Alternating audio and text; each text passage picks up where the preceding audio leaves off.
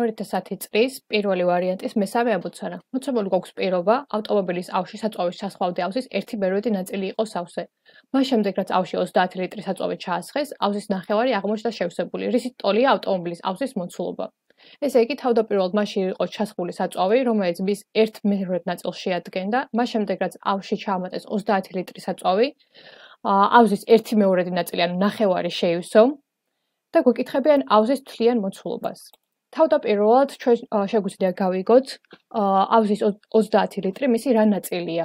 ამისათვის 30 ლიტრის შემდეგ დამატების შემდეგ მიღებულ 1/2 ნაწილს უნდა გამოვაკლოთ თავდაპირველი ნაწილი 1/2, 1/2 მინუს 1/2.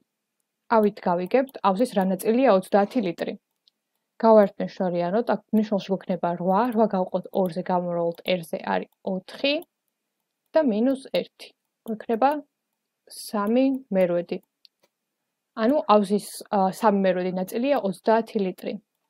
ამის შემდეგ რომ გავიგოთ ავზის თვლიანი მოცულობა, შეგვიძლია 30 ლიტრი გავყოთ მისავე ნაწილზე, ანუ 3/2-ზე.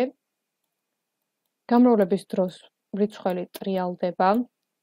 გვექნება 30 გამრავლებული 8/3-ზე, რაც არის იგივე 80 ლიტრი. პასუხი არის G.